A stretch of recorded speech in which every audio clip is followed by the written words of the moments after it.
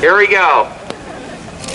Today I stand in solidarity with the Rhode Island Transit Riders, Grow Smart, the Jewelry District Neighborhood Association, the RIPTA Riders, and everyone here today to urge RIDOT to change their current bus proposal plans for downtown Providence. As we all know, RIDOT has recently presented plans to break apart Kennedy Plaza into multiple stations throughout this area. Now this serves several problems for all of us here. Firstly, a $35 million transportation bond approved by taxpayers in 2014 requires public input and transparency. Throughout the process of creating this plan, these requirements have been disregarded despite RIDOT's claims to suggest otherwise. If the public did get to participate in the process, we all wouldn't be here. Second, transportation planning decisions often have significant equity impacts, and that's why we're all here as well.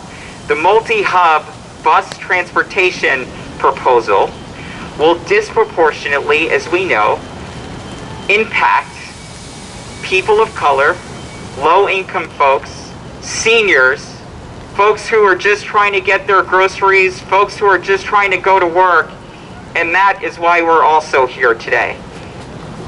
This system needs to be rectified, and what's most important, I think for me, is that the seniors and persons with disabilities aren't required to take additional transfers, adding to their stress and adding to a really problematic commute for them, and also endangering them in the process. So my other question is, who does this current agenda serve?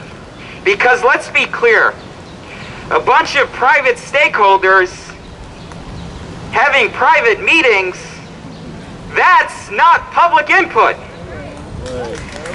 Last minute Zoom hearings about a plan which was already hashed out without riders, say it with me, that is not public input. Making top-down policies and decisions with little input from people who actually utilize the bus, say it with me, that is not public input. Not giving the riders who actually ride the bus an opportunity to have a seat at the table when these decisions are made, say it with me, that is not public input. So again, whose agenda are we serving? Because it's clear that it's not the people's agenda, and we are not blindsiding RIDOT by coming out today and calling them on their lack of process and not including us in the process. We are simply standing for the people who will utilize our bus system.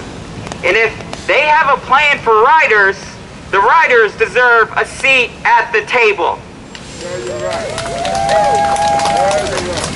Right now, RIDOT is moving in the opposite direction of what riders want, what neighborhood associations want, and so we need RIDOT to work collaboratively, because we are willing to work collaboratively with riders to figure this out.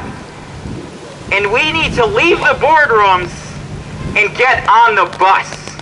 That's the bottom line. Let's leave the boardrooms and get on the bus.